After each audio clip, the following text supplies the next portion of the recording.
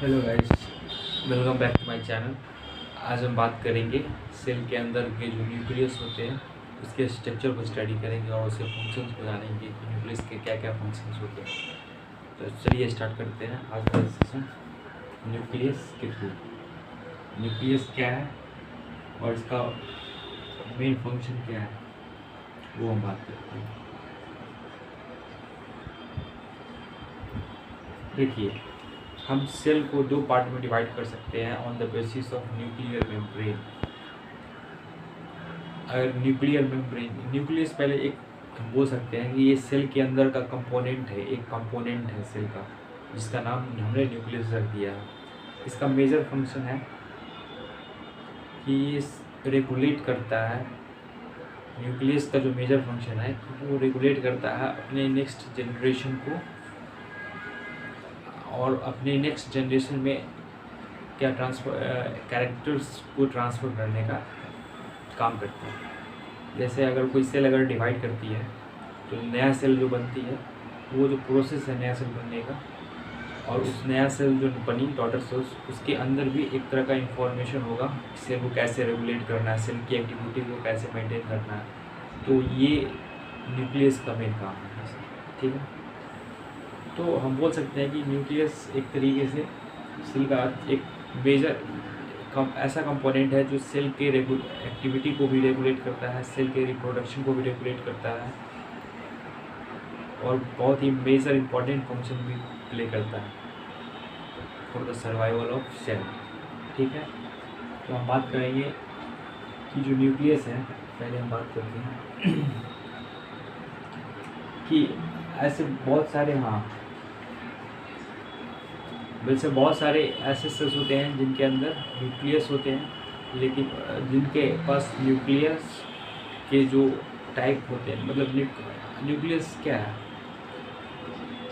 अच्छा उस पर हम बाद में बात करते हैं। अभी हम पहले यहाँ पे देखते हैं कि न्यूक्लियस में डिस्कवरी किसने किया और क्यों हुआ न्यूक्लियस। तो बोल सकते हैं कि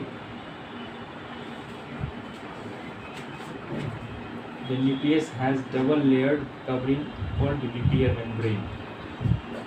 न्यूक्लियस की जो कवरिंग होती है वो डबल लेयर्ड होती है और उसको हम बोलते हैं न्यूक्लियर मेम्ब्रेन, ठीक है।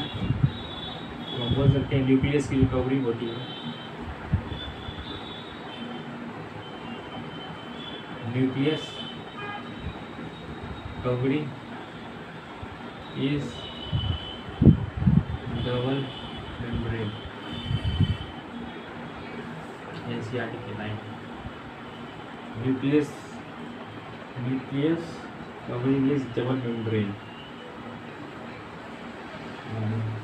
The nuclear membrane has pores that allow the transfer of material from inside to outside। ऐसे अगर मान लेते हैं कि ये एक सेल हो गया है, हम सेल ड्रॉ कर देते हैं टेम्परेरी से, और ये न्यूक्लियस हो गया सेल में। तो न्यूक्लियस का जो सेल का जो कंपोनेंट है उसके अंदर एक जो न्यूक्लियस है, उस कंपोनेंट के अंदर न्यूक्लियस है। सेल का जो कंपोनेंट है उसमें से हम बात करेंगे न्यूक्लियस की। जो न्यूक्लियस है वो क्या करते हैं, उसके बाद न्यूक्लियस के पास डबल लेयर्ड क्या है, डबल लेयर्ड कवरिंग है, जिसको न्यूक्लियर मेम्ब्रेन में बोलते हैं। और ये जो न्यूक्लियर मेम्ब्रेन है that has pores which allow transfer of material from inside the nucleus to its outside, that is to the cytoplasm, which we will talk about in section 5.2.2। जो nuclear membrane है उनके पास pores होते हैं, छोटे छोटे pores होते हैं, जिससे क्या होता है कि जो न्यूक्लियस की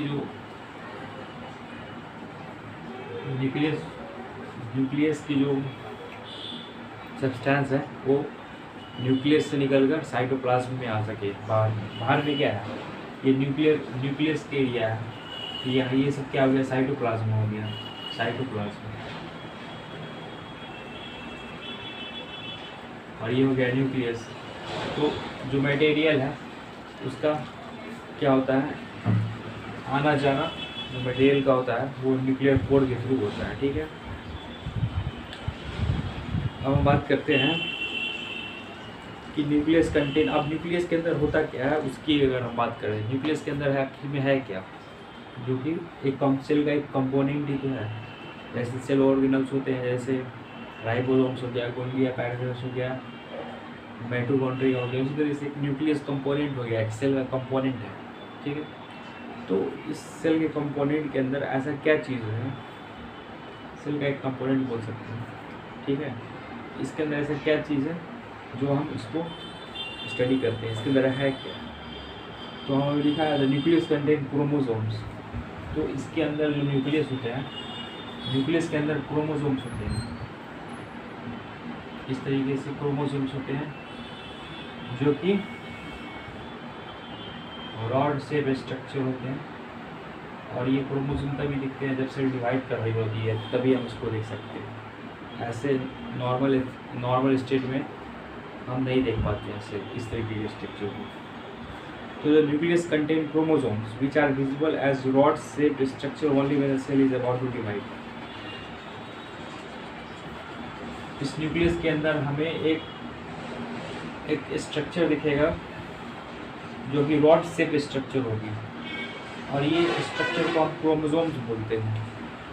और ये जो क्रोमोसोम्स होती है, ये क्रोमोसोम्स जो होती है हमें तभी दिखती है जब सेल डिवाइड कर रही होती है, इससे पहले वो नहीं दिखती। तो क्रोमोसोम क्या है, एक रॉड लाइक स्ट्रक्चर है। अब इसके अंदर क्रोमोसोम के अंदर chromosome contain information from parents to generation in the form of DNA molecule. ये इंपॉर्टेंट लाइन है। जो क्रोमोसोम्स होती हैं, chromosomes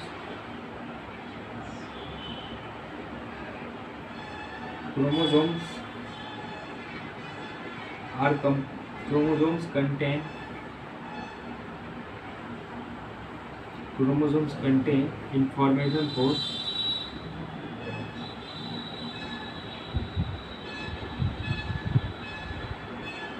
information for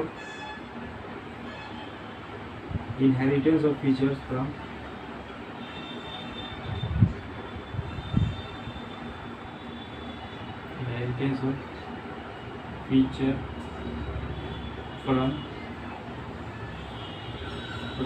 parents to next generation, from parents to next generation,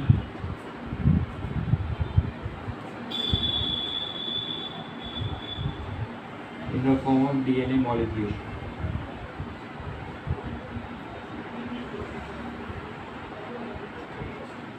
In the form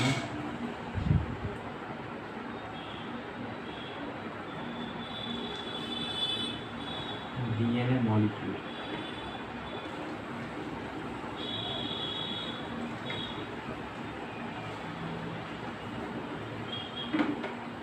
Chromosomes are composed of DNA and protein. देखो chromosomes किस चीज़ से मिलकर बना है? ये जो क्रोमोसोम्स होते हैं, ये जो क्रोमोसोम्स हैं,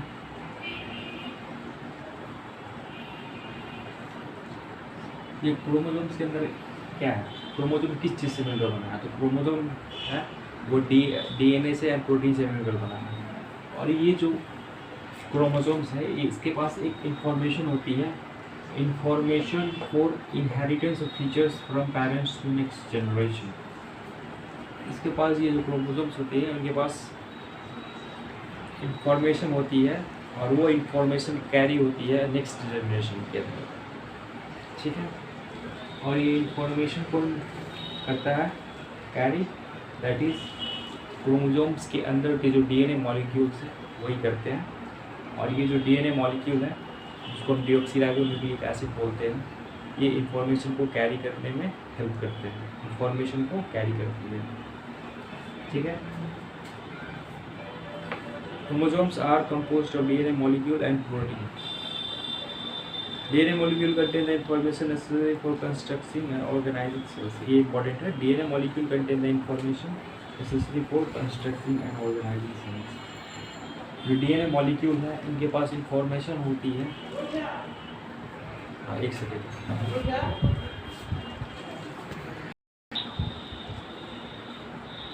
okay,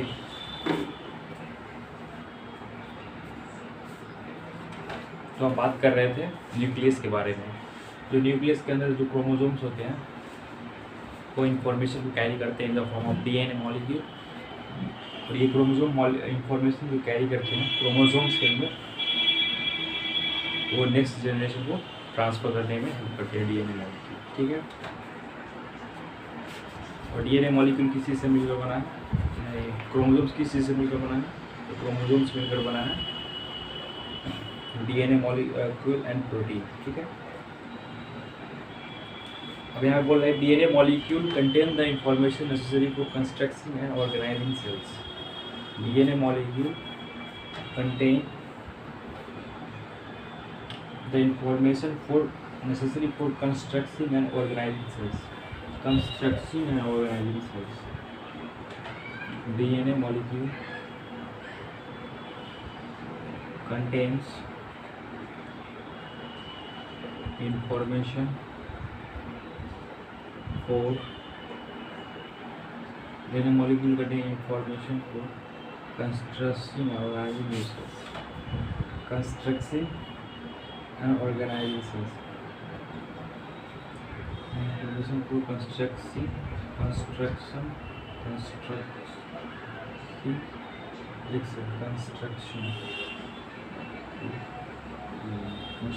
and organizing cells.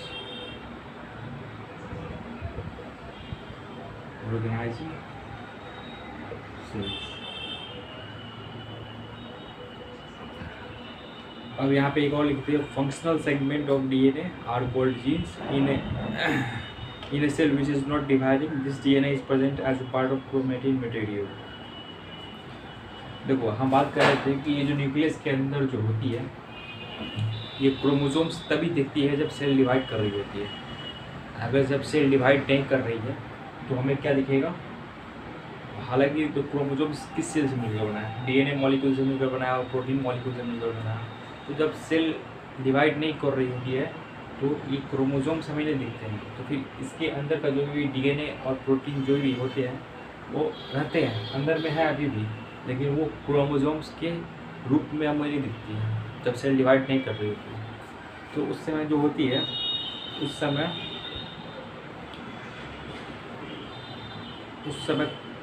DNA जो होते हैं वो क्रोमेटिन मटेरियल के पार्ट का हम बोलते हैं। वो जो डीएनए मॉलिक्यूल है वो क्रोमेटिन मटेरियल के पार्ट है, क्रोमेटिन मटेरियल। तब हम उस कंडीशन में उन न्यूक्लियस के अंदर के जो भी कंपोनेंट, जो भी न्यूक्लियस के अंदर जो भी क्या बोलते हैं कंपोनेंट्स होंगे उसको हम क्रोमेटिन मटेरियल के नाम से जानते हैं, बोल देते हैं क्रोमेटिन मटेरियल। और ये chromatin material is visible as entangled mass of thread like structure. इसे बोला है क्रोमेटिन मटेरियल जो होते हैं एक थ्रेड लाइक स्ट्रक्चर की तरह होते हैं। जैसे ये देखिए, ये सेल हो गया, ये सेल वॉल होगी, सेल में ये न्यूक्लियस हो गया, ये न्यूक्लियर मेम्ब्रेन हो गया। तो इस जब सेल डिवाइड नहीं कर रही होती है तो जो क्रोमेटिन मटेरियल है is visible as entangled mass of thread like structure like this. कुछ इस तरीके से इस स्ट्रक्चर हमें दिखती है जब सेल डिवाइड नहीं कर रही होती है। थ्रेड लाइक स्ट्रक्चर है, इसमें एनसीईआरटी बोलती है entangled mass of thread like structure. Entangled chromatin is visible as entangled chromatin material. इसको हम क्रोमेटिन मटेरियल बोल देते हैं, क्रोमेटिन मटेरियल, क्रोमेटिन मटेरियल। और chromatin material is visible as entangled